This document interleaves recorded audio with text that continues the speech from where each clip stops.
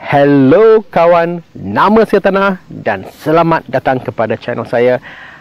Jika anda suka apa yang anda dengar dan lihat, tolong saya dengan 2 klik, satu klik like dan satu klik subscribe. Hari ini saya nak buat review Subaru Forester tahun 2018 rasanya. So kereta ini bukanlah kereta yang terbaru, tapi obviously masih dijual di pasaran di Malaysia. Dan soalannya ialah, adakah kereta ini masih berbaloi untuk dibeli pada tahun 2020? Sebab tahun ni obviously banyak persaingan daripada X70, X50 dan sebagainya. Proton telah menjadi sebuah pesaing terbesar dalam segmen SUV. Dan SUV yang agak premium seperti ini, kita perlu lihat adakah berbaloi dan apakah kekurangan pada Proton berbanding dengan Subaru Forester.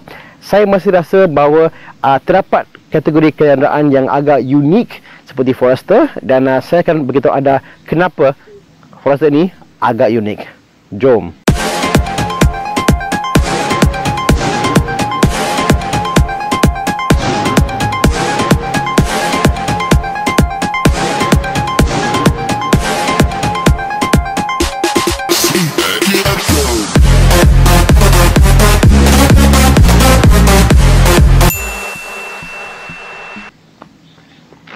Kita kembali untuk mereview Subaru Forester. Nah, Subaru Forester ni ada beberapa faktor yang anda kena faham ya.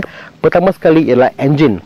So Subaru adalah antara 2 pembuat kereta di dunia yang masih menggunakan engine boxer. Maksudnya ialah, kalau anda lihat seperti kereta biasa, engine block dia adalah begini. Dia akan berputar, dia akan bergerak ke atas dengan bawah begini. Tetapi engine boxer seperti maksudnya boxer atau peninju, engine dia bersifat begini. Dia akan box sesama sendiri. So apa yang telah berjadi ialah engine itu telah menjadi lebih lepeh dan lebih ke bawah. Maksudnya ialah this car, graviti dia punya titik graviti dia adalah agak rendah berbanding dengan kenderaan lain. Maksudnya bila anda bawa kereta ni, anda akan rasa seperti sebuah sedan walaupun kereta ni agak besar. Nah, jom kita sebut pasal saiz dia. Adakah kereta ni besar? Saya rasa ya. Subaru Forester ni agak besar. I think dalam segmen kereta ini seperti CX-5 and even Audi Q5 dan sebagainya, saiz ni kita dah menjadi sebuah saiz standard untuk kena begini. Subaru Forester dengan Subaru XV agak sama dalam saiz, mungkin 3 cm di belakang, itu aja. Saya akan buat video link selepas ini berkenaan saiz dia. Tapi bila lihat keadaan atau shape dia adalah agak boxy. Kalau Subaru XV, depan dia adalah agak mencung, sini dia agak mendatar ke atas. Maksudnya bigger cabin space di dalam. Kalau anda lihat di belakang ya, Subaru Forester ini dia dah modifikasikan sedikit ya supaya legroom anda agak besar. Sayang, kau for me sayang. Okey. Kalau anda lihat ini adalah driving position saya di depan sana, and di belakang ini ruangnya agak besar. Sungguh-sungguh besar ruang dia. Sebab kalau tak silap Forester ada dijual dalam konfigurasi di negara-negara lain, tapi di Malaysia dia adalah 5-seater. Ini adalah unit CBU daripada Thailand. Selamat kembali. So anda dah lihat tadi apakah perbezaan saiz Subaru XV dengan Subaru Forester. Sekarang jom kita melihat apakah ciri-ciri yang ada dalam Subaru ini. Nah, Subaru ini, Forester ni banyak spek dia sampai I sendiri kena baca dia punya manual. Sebab really bayangkan I akan cuba baca di sini apakah fungsi-fungsi dia. Okey, daripada segi security dia punya daripada segi safety dia, kebanyakan unsur-unsur dia terletak pada benda ni. Ya, di sini kalau anda lihat di sini ini adalah sistem eyesight daripada Subaru.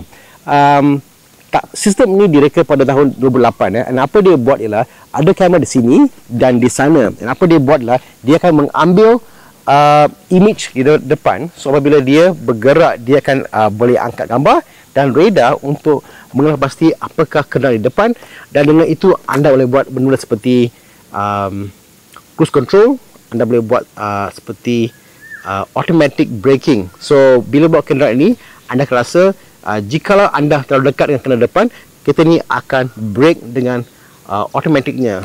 Yes, agak brilliant kan, no? Agak hebat sistem dia untuk brake secara automatic. Dia juga ada lane keep assist. So apa dia buat ialah, bukan lane keep assist, dia kata lane departure warning lah. Okay, nah apa yang berlaku ialah, kalau anda lihat di sini ya, di sini ada lampu ya. So jikalau ada kenderaan yang datang daripada sebelah belakang anda, so katakan belakang sini ada kenderaan, ini datang ke sebelah anda akan nampak kenderaan tersebut. Ini akan memberi kita satu amaran bahawa ada kenderaan di sebelah sini. At the same time, kamera ini akan mengambil gambar line di depan sini, dan jikalau anda keluar daripada line anda, dia akan memberi amaran bahawa anda telah keluar daripada line anda. Ya, quite impressive untuk harga yang anda beli. Kereta ni sekarang berharga RM178,000 di Malaysia. Agak tinggi kalau you ask me, sebab kereta ni masa dilancarkan dia adalah RM159,000, tapi ini adalah spek GT, ada GT tires, rims, whatever. Dia ada sedikit unsur-unsur yang lebih sporty, tapi memang untuk RM178,000 dia agak mahal. Jom kita lihat di belakang ya, sebab I cukup review kereta, melihat apa yang ada di belakang kenderaan tersebut. So, obviously untuk segmen ni anda akan accept ada power tailgate, and ini ada power tailgate and lock. Nah, selain itu feature-feature dia, ini adalah tunnel cover dia. So tunnel cover dia, kalau anda tarik, dia boleh tarik dan dia boleh lock di sini. Okay, so and kalau tak silap, tunnel cover ini anda boleh buka supaya disimpan di sini. So anda boleh simpan tunnel cover di sini, and yeah, you know. Okay. Now ruang bawah sini agak besar, and saya agak surprised to see dalam sini ada satu tayar or rim yang penuh, a full rim for you to use. Size dia lah 185/6517, lebih kecil daripada rim yang di sana, sebab rim di sana adalah 18-inch rim, ini adalah rim 17-inch. Tapi selain itu agak besar di belakang, and saya rasa itulah perbezaan besar antara Subaru XV dengan Subaru Forester. Subaru XV belakang dia agak kecil, Forester belakang dia agak besar. Now jom kita lihat benda ni So jikalau anda nak fold the seat kat depan tu, ada butang di sini. Nak kalau anda tekan sini, okay, dia akan jatuh. Okay, kalau anda lihat okay. So again saya tunjuk ada butang di sini. Ni anda tekan and dia akan jatuh. So saya rasa lebih bagus sistem ini daripada macam Audi Q3 yang tak ada butang untuk menjatuhkan seat anda. Sebab bayangkan anda beli barang, anda balik, and takkanlah anda nak pergi ke belakang sini untuk membuka kursi tersebut. So again, thank you Forester. Di dalam Forester di belakang seat di seat belakang. Okay, apakah pendapat saya? So di sini kalau anda lihat, itu adalah posisi pemandu saya. So kalau I duduk kat depan sini, inilah ruang saya, agak besar. Saya rasa kalau ini adalah 5 inci, 10 inci adalah gap yang terdapat daripada depan ke belakang. Okey, agak beruang kat sini, and even di atas sini mungkin dekat 8 inci dia punya gap dia. So very spacious. Armrest. So armrest di sini sebagai penumpang di belakang saya rasa size apa dia, shape dia agak pelik sebab kalau duduk kat sini, anda kena buat begini so dia mencolong ke bawah instead of mencolong ke atas. So tak tahu kenapa dia begitu, tapi okey lah. Dia sini macam almost like vinyl and leather, and dia ada satu bin untuk letak botol di sini, and mungkin sikit tempat letak kuih kot, you know. But other than that, dia terpaksa buat begini sebab kalau lihat shape dia mencolong ke belakang di sini, dan anda duduk just behind the tire ke belakang. So kalau dia tolak seat dia ke depan sikit, anda akan dapat lesser leg room, tetapi anda akan dapat bigger boot space. So this is meant for more for the leg room lah. Okay, and lupa, dia ada USB di belakang sana. Okay, Dia ada USB, 2 USB ports, and the aircon vents. Ini adalah USB 2.1. So quite nice. Now, apakah fit and finish kereta ni? Now, di belakang sini obviously dia leather dan dia ada pouch kat sini, agak nice, you know. Apa yang I tak suka pasal kenderaan ni lah, nampak tak situ? Okay, anak saya tadi duduk belakang, dia kata, "Pak, nampak wayar lah pak, takut lah." So wayar ni, kalau silap dia macam untuk M ke? Rasa M lah. Okay, tapi rasa pelik kenapa dia buat di sini dan tak ditutup lah. Okay, nampak agak tak kemas. Okay, pislan itu agak luas. And kalau anda lihat kalau ni kaki saya, okay, tempat ni di bawah ni agak rendah daripada tempat sini. Dia ada 2 layer. So this layer is lower than this. Maksudnya posisi di belakang ini adalah lebih tinggi daripada posisi di depan. Jom ke depan. Okay, on the driver seat. On the driver seat tadi, ingat tadi saya cakap pasal dia punya armrest ini. So can you come this side? Pasal armrest kalau anda lihat tadi saya cakap kan. So banyak kenderaan armrest dia adalah banyak kenderaan armrest dia akan either flat atau dia akan ke atas. Armrest ni dia ke bawah. So I rasa macam, I don't know, for me I tak dapat jumpa satu posisi yang agak selesa. Tapi I guess this is the design lah. And kalau nampak di sini okay, di sini I tahu dia ada tempat untuk letak barang and untuk buka untuk itu. Tapi tempat ni bila kena tangan anda, rasa macam dia kena tangan anda and tak begitu comfortable, you know. Instead of dia terus cover tempat ni, mungkin saya rasa tempat ni elok mereka buat cover aja. So dia agak plush untuk siapa yang nak letak tangan di sini. Steering Subaru Forester. Steering ni agak standard across the Subaru lineup. Di sini ada butang-butang seperti Next Track, Previous Track, Source Information, Calls. Ini adalah untuk cruise control, sama ada untuk meninggikan atau menurunkan jarak daripada kenderaan di depan. This is to on cruise control, to cancel, and again to resume or to set. Nah, butang ni adalah kira macam butang sport yang kita ada dalam kenderaan lain. So ini S ni, kalau tekan di sini, tekan S nampak tak? Dia ada S iDrive. Okay, ini adalah iDrive. So again, inilah S, inilah I. Dan apa dia buat lah, nampak tu adalah S, ini S yang lebih condong tinggi, and I lebih rendah. So ini adalah kira macam power dia lah, you know. S ni ialah Subaru Intelligent Drive, and dia kan bagi more power compared to the I Intelligent Drive. Okay, apa lagi? Now, information. Kalau anda tengok information ni, kalau anda lihat di sana, okay, nampak tak dia tukar? Okay, so so apa berlaku ialah di sini ada beberapa information yang agak penting. Temperature water, oil temperature, acceleration agak penting. Again, I dah park ni, and bila I rev, nampak tak dia pergi. Okay, dia almost macam RPL lah kira. Okay, nah tapi apa yang I tak suka pasal ni ialah dia ada 1, 2, 3, 4, 5, 6 menu. Now, daripada 6 menu ni, menu ke-6 tak penting, tak perlu. Menu pertama pun tak perlu. Apa dia kata hanyalah ini adalah, for example,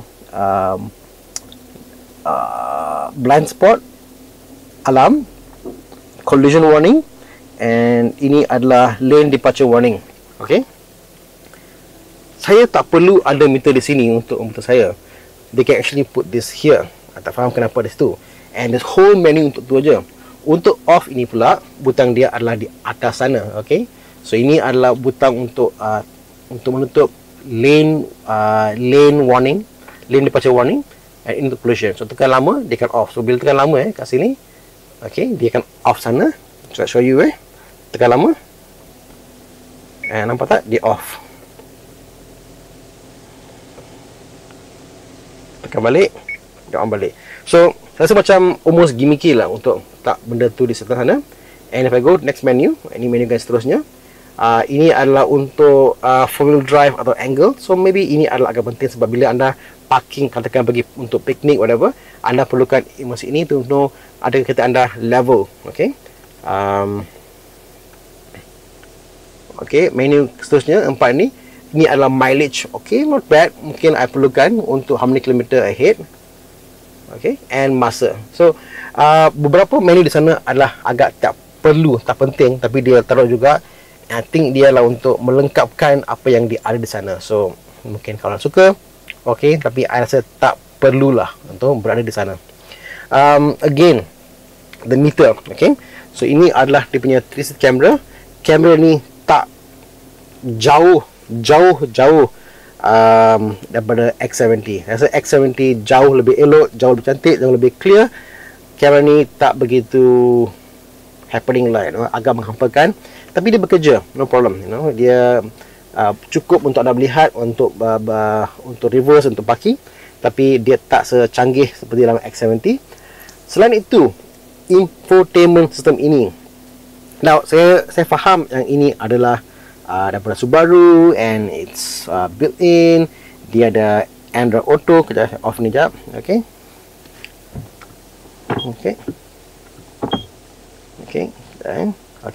Ini adalah Android Auto. Saya rasa almost the system dia tak serasi dengan kereta ni. Sebab one thing is, kalau anda bawa kereta ni nampak tak dia punya angle dia. So dia not so clear, tak begitu sharp. Kalau anda lihat macam Mazda for example, sistem dia akan pilih warna yang cerah atau cukup untuk anda lihat. Bila bawa kenderaan ni, dia tak begitu clear and almost macam aftermarket. Although dia macam nampak bukan aftermarket, tapi it feels aftermarket. Bayangkan kalau saya connect untuk Bluetooth ini, dia punya label adalah car audio. So I kata, kenapa car audio? Kenapa tak bawa Subaru ke apa? So dia macam not standard lah from factory. So I don't know. Kalau ada option untuk tukar, bukan akan tukar, tapi I tak rasa ini macam cukup finish, untuk segmen inilah. Okay. Apa lagi di bawah sana kita ada control untuk aircon. So ini agak cantik if you ask me. Now kalau anda lihat di sini ada butang atas dan bawah. So apa dia buat lah, ini untuk auto and ini untuk off. So dia macam dua button lah. Ini untuk circulate air, katakan on. Okay. Ini untuk dia punya heater untuk side mirror. Off.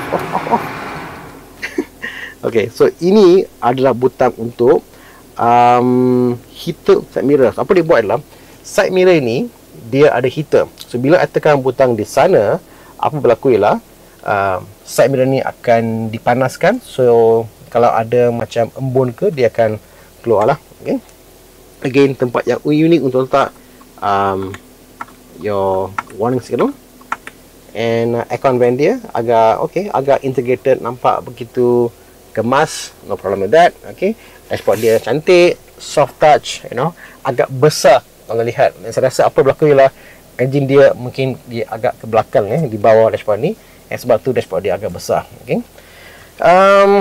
Kompartmen yang dia ada. Okay, kalau di sini nampak kita ada kompartmen di sini untuk letak barang, botol. Okay, one bottle and that's it. Dia agak kecil lah. Okay, not impressed. Okay, di sini tak ada sebarang tempat letak benda kat sini, nothing. Okay. Kalau anda lihat di sebelah sini pula, tempat ni rasa okey lah, sebab ada ruang untuk letak phone anda, walaupun phone saya tak muat lah. Note 9, Note 10 Plus tak muat di sana. So I tak tahu kenapa dia buat begini. It'd be nicer maybe kalau ada latch code nak pegang kat sini, tak tahulah. Okay, that's one issue. Ini adalah coin holder. Tak tahu siapa yang dalam masa ni, dalam dunia ni masih pakai coin, tapi ini adalah coin holder. Ini adalah untuk view. Anda boleh view kamera 360. Kalau tekan butang ni, dia akan keluar di sana kamera 360. Okay. Ini adalah sistem 4-wheel drive dia. So again, push untuk normal, dan ini adalah untuk snow, and this is for dirt. So again, akan tunjuk nampak tak? Sini adalah untuk snow, and ini adalah untuk dirt. So kereta ni walaupun dia adalah all-wheel drive, dia bukan 4-wheel drive, dia all-wheel drive tapi sistem dia adalah agak hebat. Dia setanding dengan Audi lah, that's how I would say. Subaru memang dikenal di dunia sebagai kereta pembekal rally untuk WRX, and sistem dia adalah agak canggih. Okay, so impressive. And apa lagi? So ini adalah auto vehicle hold. So jika anda bawa kereta menaiki bukit, tekan butang ni, and dia akan pegang kereta anda pada condong pada curun yang tinggi, parking brake. And di sini adalah kompartmen letak barang. So again, ini adalah untuk letak botol anda, ini adalah untuk letak katakan smart tag ke apa, kalau anda perlukan. And di sini ada this cover yang anda boleh keluarkan kalau anda perlukan, Kalau tak, letak balik, and anda ada divider untuk botol anda. So again, smart tag, hold it. Di sini pula, okay, ada small place letak barang. So this is quite nice, So saya harap more car manufacturer dia akan buat benda-benda yang agak unik lah, because kita perlukan space yang agak unik seperti ni. So mungkin tempat ni I'll letak my wallet, quite nice. And di sini adalah dia punya armrest. Untuk armrest, center armrest ni dia ada two level. Pertama di sini boleh buka sini, and nampak tak agak dalam lah. Okay, agak dalam. And dalam sini ada juga 12 volt socket kat dalam tu. Okay.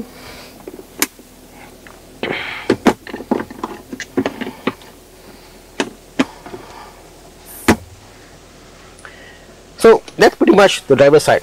Driver side dia agak compact. Kalau anda lihat daripada my view, nampak tak? Dia agak kompleks lah. I find that banyak butang, banyak benda. I rasa macam dia punya screen di sana and screen di sini tak serasi, Bila anda bawa Subaru Forester, anda akan perasan bahawa that walaupun kereta ni sangat bagus, handling kereta ni adalah sangat bagus, saya rasa tak ada SUV yang boleh menandingi handling kereta ni, sebab engine box dia, so gravity dia agak rendah, dia punya titik gravity, and dia very solid, very good on the road. You bawa 140, 160 pun takkan rasa sebagai SUV. Dia takkan terbang, dia takkan menggoyang, dia takkan membuang anda. Very good. Tetapi the fit and finish, macam benda-benda macam plastik, all that, I rasa macam dia boleh pergi a step more. I rasa macam for example, plastik ini can be better, I rasa macam tempat ni rasa macam dia agak lembut sikit, can be better. So Subaru memang adalah membuat kenderaan yang fokus kepada mechanical daripada looks, daripada perwatakan, daripada appearance. So jika anda adalah peminat Subaru yang memerlukan sebuah kenderaan yang agak mantap, yang bagus, this is the car for you. Dia bukan adalah kenderaan yang anda beli sebab wow, Subaru ni nampak lawa. Bukan. Subaru bukanlah kenderaan yang nampak lawa, sebab Subaru bukan adalah kenderaan yang lawa. Dia adalah kenderaan yang berpotensi, dan itulah Subaru Forester. Sebuah kenderaan yang berpotensi untuk pergi off-road, on-road, four-wheel drive, tak kisahlah, whatever you do, you can do it. Dia agak tinggi, as you can see, dia besar space dia. Daripada membuat sebuah kenderaan yang 7-seater, dia telah memilih membuat kenderaan yang 5-seater. So jika anda memerlukan kereta 5-seater SUV yang besar, yang mechanical reliable, yang anda akan pakai untuk 5 tahun tanpa sebarang masalah, ini mungkin pilihan anda. For me, my family agak kecil, so bukan pilihan saya. Tapi jika keluarga anda adalah keluarga yang katakan 5 orang dan besar tinggi, atau lebih tua, atau katakan teenager, yang memerlukan size yang besar, inilah pilihan anda. Tak ada SUV dalam market yang anda boleh dapat yang adalah 5-seater tapi bersaiz besar. Memang besar, So and that's why I think anda kena faham, setiap kenderaan ada fungsi dia. Ada fungsi dia kenapa dia dibina. Ini adalah dibina untuk tujuan tersebut, Apatah lagi dengan clearance dia. Kereta ni ada dekat 20 cm of clearance yang ada bawah ke atas. So anda boleh pergi kepada tempat yang agak rocky, berbukit bakau, no issue. Angle approach dia, kalau anda lihat, kalau kereta ni, dia punya angle approach ni adalah 20 degrees. So dia agak impressive lah, katakan. Bukan pickup truck impressive, tapi agak impressive. Anda boleh bawa pergi pada katakan tempat-tempat yang ada waterfall, no issue boleh bawa, kereta ni juga the roof rail, siap ada roof rail. So jika anda jenis yang suka camping, suka pergi outdoors, tapi anda nak comfortable ride in highway driving conditions, mungkin inilah pilihan anda. So sehingga kita jumpa lain hari, lain masa. Ini Tarang mengatakan, go out there and have a little more fun.